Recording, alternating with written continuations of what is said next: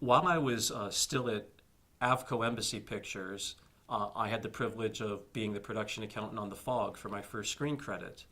And in post-production on The Fog, Tommy Lee Wallace was the feature editor and Charles Bordstein was the assistant, and John Carpenter was in that room, and he cut a fair amount of stuff himself.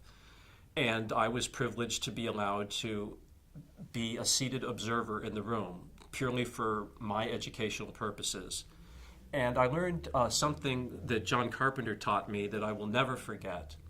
We have a scene in the movie where Janet Leigh and Nancy Loomis are set to leave one location one, and then the very next scene they're at location two. I believe from it was like the next scene's at a church. And in the editing room, as they cut the film together, they realized for the first time it was a very jarring cut to cut from these two women to these two women, and it was inexplicable to them why they would be at this second location. There wasn't a character that gave them information. There wasn't anything in their character or nature that would put them there. It's just, and as we say in editing, it bumps. It just bumps when you get there. So I watched John Carpenter's solution.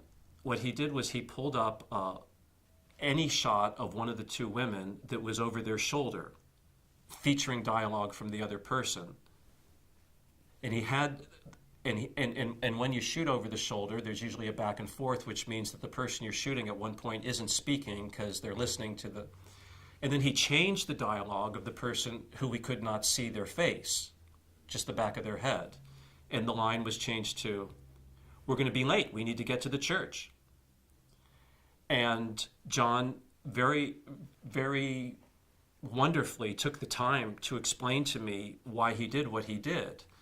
And my takeaway from it was what I call the John Carpenter approach of preemptive logic, which is if you see that the audience is going to have a concern that you don't want them to have, then measure where that concern is placed in your linear story.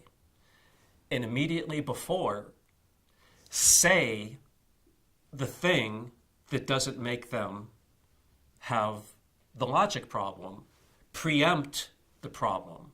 So in this case, the particular problem would be, why are they there? The preemption of the logic is, we're late, we need to get there. I learned through Richard Wenk writing 16 blocks for Richard Donner and sharing stories with me, that Richard Donner's thinking on this is, the audience doesn't care about details. They know who the good guy is, they know who the bad guy is, they know the bad guy wants to get the good guy, they know the good guy's got a plan. They don't care a lot about what the plan is. They just want to know things like, we're late, we got to get there.